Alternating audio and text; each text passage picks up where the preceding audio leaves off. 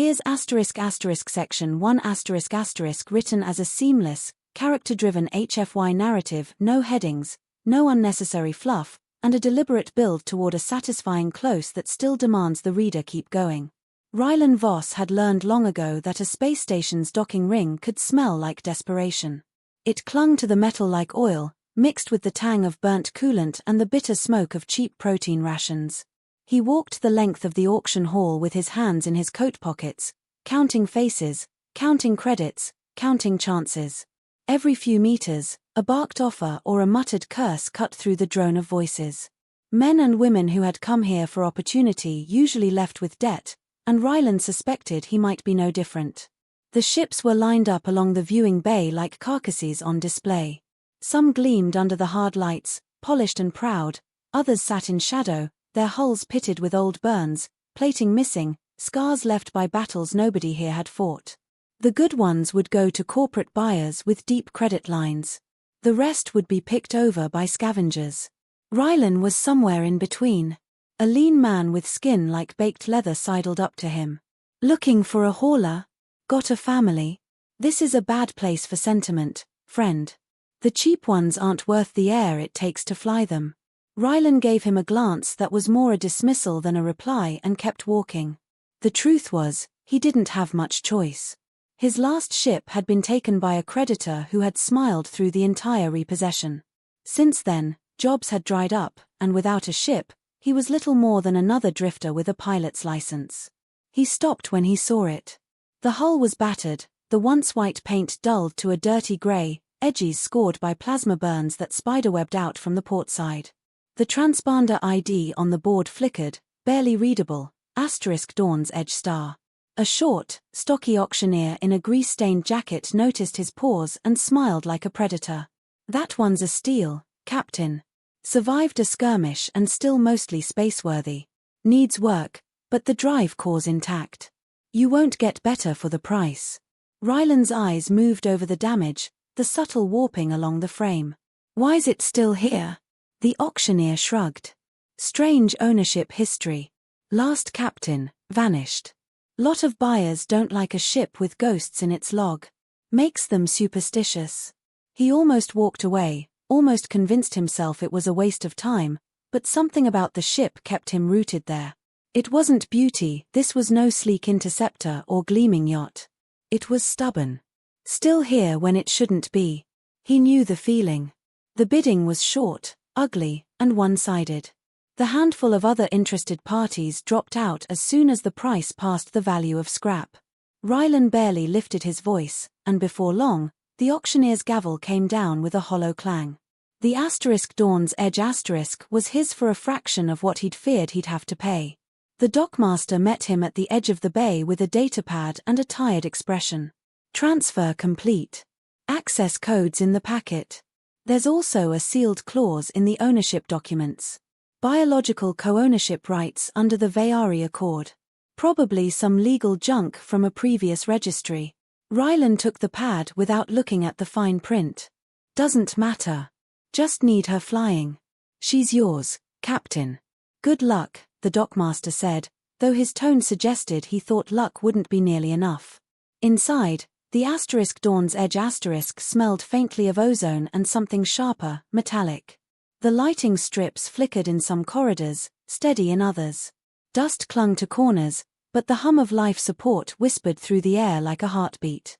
He moved slowly, boots echoing on the deck, checking each compartment. The bridge was intact, consoles dark but undamaged. Engineering looked like it had taken the worst of the fight, 2 access panels hung open, wiring gutted, coolant lines patched with mismatched tubing. Yet the reactor's monitor showed a steady green pulse. It was in the captain's quarters that he found her. The stasis pod stood against the far wall, sleek and alien in design, its surface flowing with faint ripples of blue light. Inside, a figure lay still, eyes closed, skin a muted silver with faint lines that seemed to glow from beneath.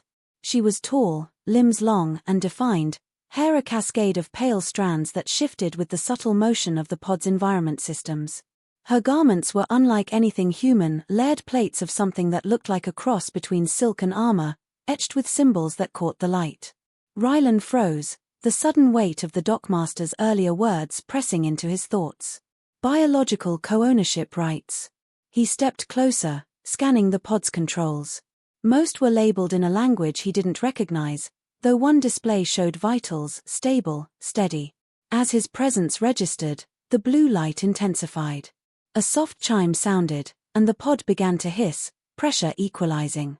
He stepped back, hand brushing the grip of the pistol at his belt. Her eyes opened first, luminous, irises shifting between pale gold and deep violet. They fixed on him with sharp focus, not confusion. She sat up in a single motion, gaze sweeping the room, then locking on him again. Words spilled from her lips in a language of flowing tones, quick and precise. He didn't understand a word. "I don't speak it," he said flatly. Her brow furrowed, and she tilted her head as if listening to something distant. When she spoke again, her voice was lower, accented but now in trade language. "You are the one who holds the *Dawn's Edge*?" "That's me," Rylan said carefully. She stood, taller than he'd expected, and stepped toward him with measured precision. "Then you are my bonded captain husband. By law of the Veari Accord, our fates are now joined." He blinked, unsure if he'd misheard. "You're what?" Before she could answer, the ship's internal sensors chimed. A flat, mechanical voice came through the nearest wall speaker. "Docking bay perimeter breach. Security drones inbound." Rylan glanced toward the corridor, then back at her. "What did you just bring onto my ship?" She didn't flinch. "Not what? Who? And they are not here for you."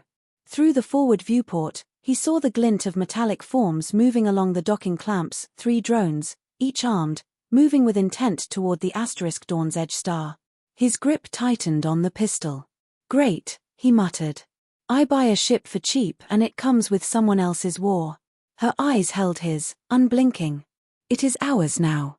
I've kept this under **1600 words *** while introducing Rylan, Kayla, the ship, the alien marriage twist, and the first hint of external conflict. It ends with a *** contained yet open hook ***, urging the reader into Section 2. If you'd like, I can carry this momentum straight into Section 2 with the same level of pacing and detail so the tension never drops. Here's *** Section 2 ***, continuing directly from the end of Section 1, keeping the tone tight, character-focused, and conflict-driven, with no wasted sentences. The drones moved with an unnerving precision, each step of their jointed legs echoing faintly through the hull. Rylan watched them through the viewport, jaw tight, weighing his options. The woman, Kayla, he guessed from the clipped syllables she had spoken in her own tongue, remained still, her gaze fixed on the approaching machines. There was no panic in her eyes, only a sharpened readiness that reminded him of soldiers he had once flown with. "They will not knock," she said, her voice calm, certain. "They're station security," Rylan replied. "If I bolt without clearance, they'll seize the ship in open dock." Her eyes narrowed slightly. "These are not here to enforce law. They are here to take me. If they succeed, you will not see this ship again." He didn't bother asking how she knew. Her tone carried the weight of someone who had seen this play out before. Moving quickly to the nearest wall panel, he keyed the hatch seals and engaged the internal lockdown. The heavy clunk of locking bolts reverberated through the corridor. A muffled thud rattled the hull as one of the drones began cutting into the outer hatch. Rylan's pulse quickened. "You've got 30 seconds to explain who they are and why they want you before I start improvising." "They are purge agents," she said without hesitation. "They wear the mask of Veari law, but they serve only themselves. My ship, our ship, holds truth they cannot allow to live. I was captain before. Now, by your law and mine, you are captain. That makes you target as well." He didn't like how easily she shifted the burden onto him. "And what truth is worth sending armed drones into a station's restricted bay?" Her gaze flicked toward the sealed hatch, then back to him. "One that will tear the purged rule from its foundations. But you do not need to believe me now. You only need to survive long enough to decide." The cutting torch bit deeper, sparks fanning across the outer plating. Rylan's mind raced through the ship's layout. The Dawn's Edge was powered enough to keep life support running, but weapons were cold, engines dormant. Still, he had learned a long time ago that survival often depended more on speed and nerve than on firepower. "Bridge," he said, already moving. She followed without hesitation, her stride as silent as a shadow. The bridge lit up as he powered the consoles. Displays blinked into life, most with amber warnings scrolling across them. The engines were in standby, inertial dampers at half strength. He keyed a bypass, shunting what little reserve power he had into the drives. "They will breach before you can warm the core," Kayla warned. "Then we'll leave while it's still cold," he said. "Won't be comfortable, but it'll be harder for them to target." The first breach alarm sounded, a harsh wail that cut through the bridge. Rylan engaged the docking clamp release. Hydraulic locks groaned, then disengaged with a shudder. The ship shifted fractionally in its berth. Through the viewport, he saw one drone turn toward the clamp control panel, perhaps realizing too late what he was doing. With a snap of impulse thrusters, the Dawn's Edge slid free of the dock. The half-charged engines caught, pushing them into the slow drift of the station's outer ring.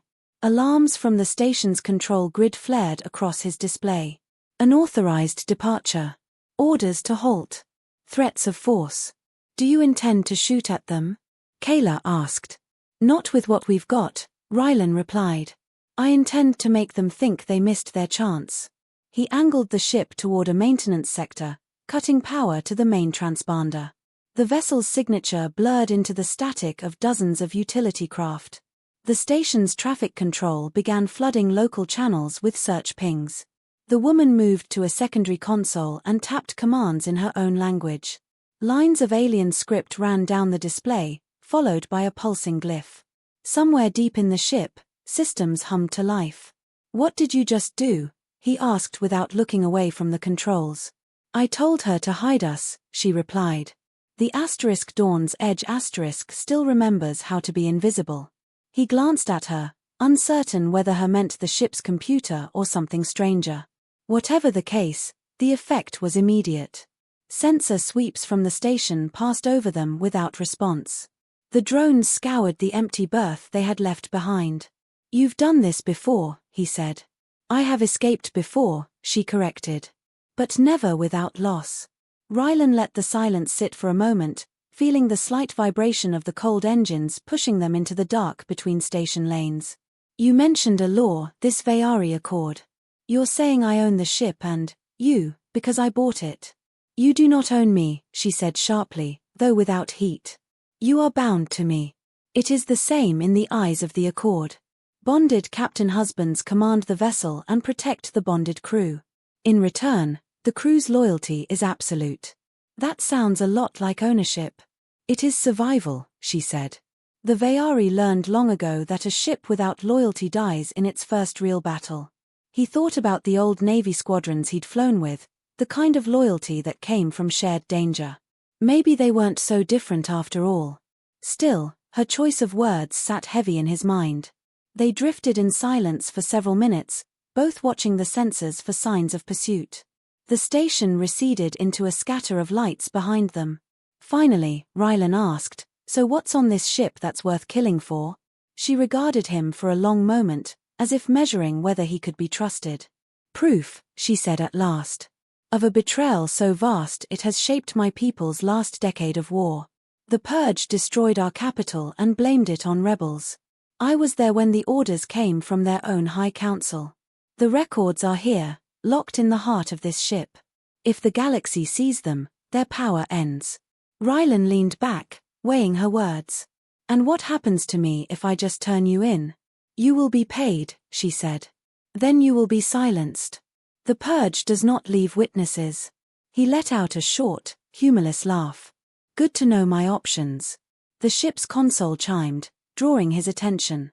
A small blip appeared on the long-range scan, too small for a capital ship, too precise for debris. It was holding distance, shadowing their course. "They've found us," he said. Kayla's expression didn't change.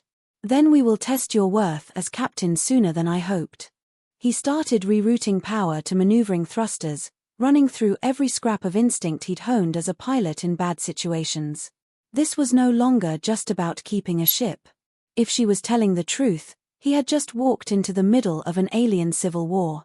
If she was lying, then the game was even more dangerous, because he didn't yet know the rules. The blip on the scanner held steady. Waiting. Watching. He could almost feel the eyes of whoever was on the other side, studying him. Kayla's hand moved to the console beside his. I can bring the weapons online. Not all, but enough to sting them. Not yet, he said. If they think we're running scared, they'll get close. That's when we bite. She studied him for a moment, then nodded. You may yet be a captain worth following. The words carried no warmth, but there was something in them that felt like the first trace of trust. The shadowing craft edged a fraction closer, as if accepting his invitation. The game had begun. This section keeps the focus tight on Rylan, Kayla, and the immediate threat while deepening their dynamic and the central conflict. It ends with a clear shift toward the coming confrontation, encouraging the reader forward without feeling incomplete. Here's section 3 continuing seamlessly from the end of section 2, keeping the focus sharp on Rylan, Kayla, the conflict, and the building action. The distant blip crept across the sensor display like a predator closing on wounded prey. Rylan kept his breathing steady, eyes shifting between the readouts and the drifting stars beyond the viewport.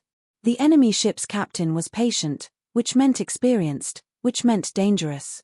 They are testing you, Kayla said quietly, standing at his shoulder. They want to see if you panic. I'm not panicking, he replied. I'm thinking. She glanced at the dim console lights. You will need more than thought to survive this. The blip closed again, just enough to confirm pursuit. Rylan keyed in a vector adjustment, easing the Dawn's edge toward the debris field of a shattered moon. Jagged fragments spun in lazy arcs, glinting in the reflected light of the nearby star. The field's density was enough to mask them from long-range targeting, but it was a dangerous place for a damaged ship. Kayla moved to the weapons console, her hands flowing over alien controls with the muscle memory of someone who had lived inside this vessel for years. Sections of the hull rumbled as dormant turrets unlocked and rotated. Partial charge on the plasma emitters. Missile racks are dry. We can wound, but not kill. Wounding's fine, Rylan said. Hurts pride more than hull sometimes. The ship trembled as they slid between two tumbling slabs of rock, each larger than a frigate. Rylan feathered the thrusters, letting the debris carry them deeper into the field. The pursuer followed, a sleek dark silhouette threading through the chaos with unnerving ease. They are confident, Kayla murmured. Too confident. He almost smiled. Good. Makes them predictable. The enemy ship edged closer, its outline sharpening on the display razor-edged hull, forward spines bristling with energy cannons. Whoever commanded it wasn't here for negotiation. Rylan waited until the range counter dropped into the sweet zone, then slammed the throttles forward. The Dawn's edge surged between spinning boulders, weaving a jagged path. The sudden acceleration forced the pursuer to adjust, drawing it closer in the narrow corridors of drifting stone. Now, he said. Kayla's fingers danced across her console. Two turrets spat streams of blue-white plasma, the bolts slamming into the enemy's forward shields. Energy flared in a dazzling corona, and the sleek ship faltered for half a heartbeat. They did not expect resistance, she said. They should have, he replied, yanking the stick hard to starboard. A massive rock loomed ahead, its surface jagged with craters. He skimmed along its edge, then cut thrusters, letting inertia carry them around the curve. The enemy followed the arc straight into the narrow gap Rylan had been eyeing since they entered the field. A quick burn and the Dawn's edge flipped end over end, nose swinging to face the pursuer. Kayla unleashed another volley. This time the plasma struck bare hull, burning deep gouges along the sleek black plating. The enemy ship rolled violently away, one of its forward spines shearing off as it clipped a fragment of moon rock. Its weapons flared in response, a spread of pulse fire lighting the void. The Dawn's edge shuddered under the impacts, warning lights flaring red across the bridge. Rylan ignored them, rolling the ship back into cover. They are angry now, Kayla said. That is dangerous. They'll make mistakes, he countered, but he could feel the ship's strain in every vibration under his boots. The pursuer swept around the far side of the rock, trying to flank them. Rylan timed the move, then fired the thrusters in a sharp burst, sending them skimming under a spinning boulder. Kayla's turrets tracked, firing in perfect sync with his maneuvers. This time, the plasma found the enemy's engine array. Sparks and fragments burst outward, the sleek ship's speed dropping abruptly. They are crippled, she said. For now, Rylan replied. He angled them away from the field, keeping the enemy in view. But they're still transmitting our position, aren't they? Kayla's expression tightened. Yes. And the purge fleet will come. The debris field fell behind them as they pushed into open space. The damaged enemy ship hung back, unwilling or unable to follow at full speed.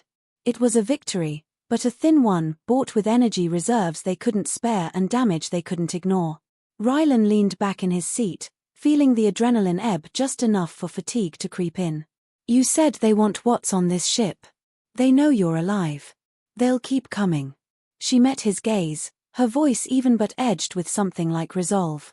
Then we cannot run forever. We must decide where to stand.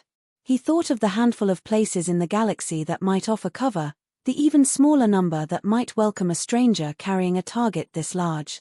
None of them were safe for long. The comms panel chimed.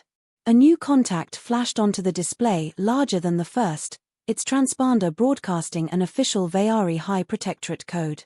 Kayla's face hardened at the sight. That is worse than the purge, she said. Why? They will pretend to be allies. They will demand I come with them for my protection. Then they will bury the truth to keep the galaxy quiet. The purge will survive, and my people will keep dying. Rylan stared at the contact's trajectory. The Protectorate ship was closing fast, a warship built to intimidate. Running would draw attention.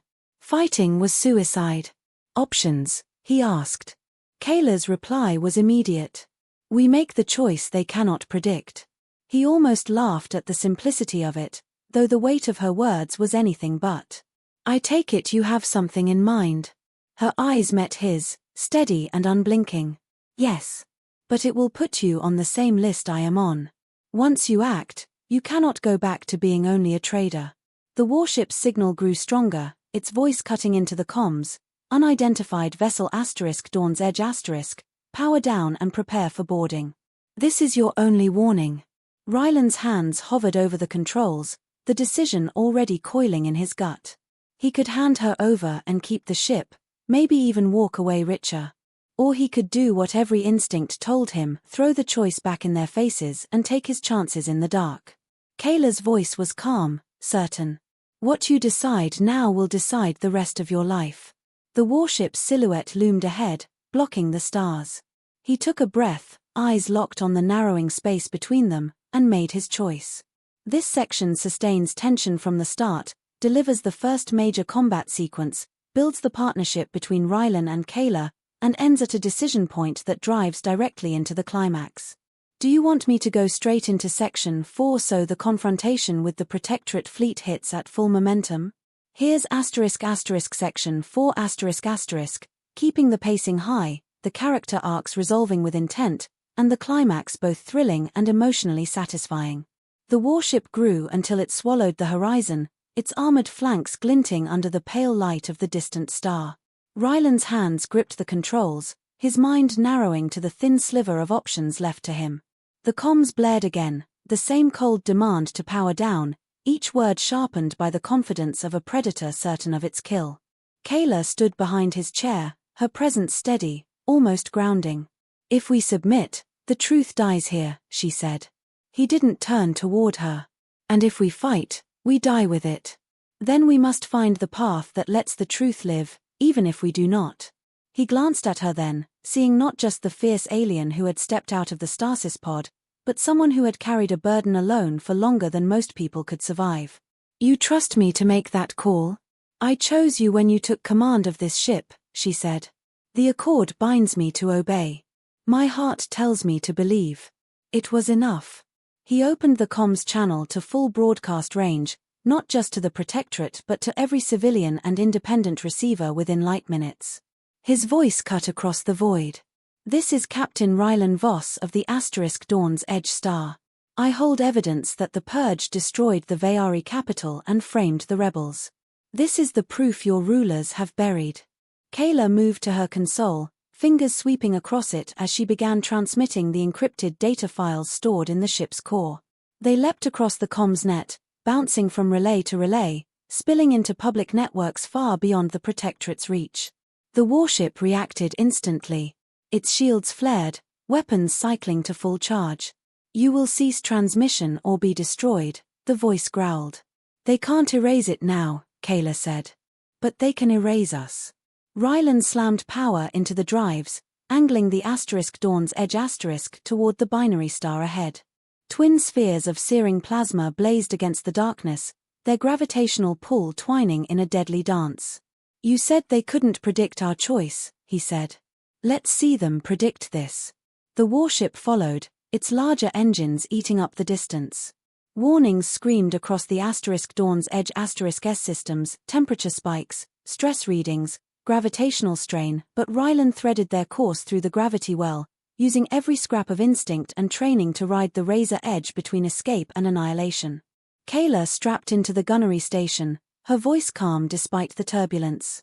"If they get within weapons range, I will have one shot. It will not destroy them, but it will give you an opening. That's all I need," he said.